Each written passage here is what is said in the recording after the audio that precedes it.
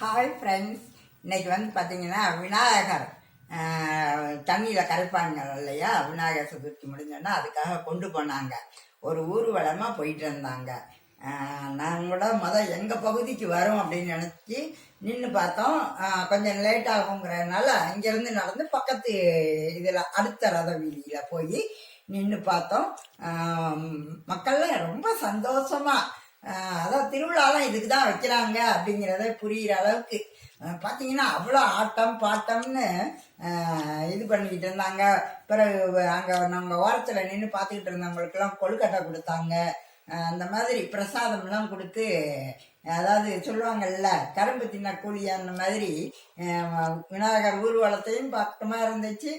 அப்பப்போ ஸ்நாக்ஸ் சாப்பிட்ட மாதிரி எல்லாமே ரொம்ப நல்லா இருந்துச்சு. சும்மா சொல்லக்கூடாது, சிவபெருமான் மாதிரி, அம்பிகை மாதிரி, அப்புறம் முருகன் மாதிரிலாம் வேஷம் போட்டு மக்கள் போயிட்டு இருந்தாங்க. எல்லாமே ரொம்ப நல்லா இருந்துச்சு. ஒரே ஒரு நெருடல், இந்த திருநங்கைகள்லாம் யாரோ ஒரு சில இதில் அவங்கள கூப்பிட்டுருப்பாங்க போல டான்ஸ் ஆடுறதுக்குன்னு.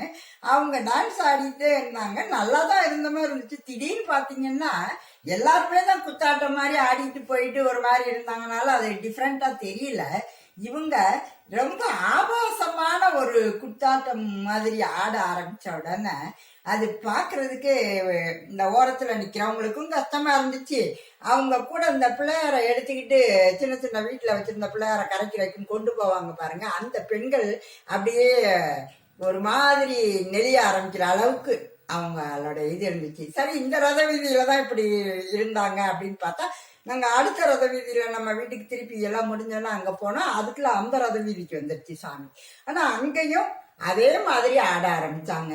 இந்த திருநங்கைகள்லாம் கொஞ்சம் யோசிங்க, கௌரவமாக இருந்தால் எவ்வளோ நல்லா இருக்கும்.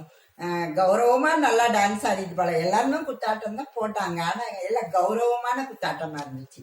உங்கள் இது மிகவும் ஆபாசமான குத்தாட்டமாக இருந்துச்சு. இந்த விழா அமைப்பாளர்களும் முதல்லயே அவங்க கிட்ட சொல்லிடணுங்க, ஆபாசமெல்லாம் யாரும் ஆடக்கூடாது அப்படின்னு சொல்லி. ஏன்னா ஒரு சந்தோஷமான இதில் ஒரு ஓரத்தில் மிகவும் மோசமான ஒரு நிகழ்வாக அது இருந்தது. ரொம்ப மனசுக்கு கஷ்டமாக இருந்துச்சு.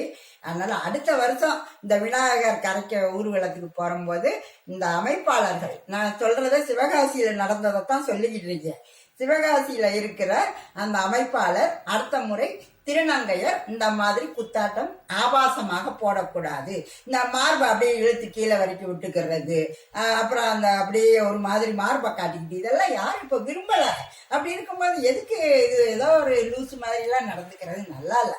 அதனால திருத்திக்கோங்க, ஓகேயா? நல்ல விதமா நல்ல கௌரவமாக வாழ வேண்டும். எல்லோரும் நல்லா சந்தோஷமாக எந்த திருவிழாவையும் கொண்டாடணும் அப்படிங்கிறத என்னுடைய விருப்பம். ஓகேயா? பாய்.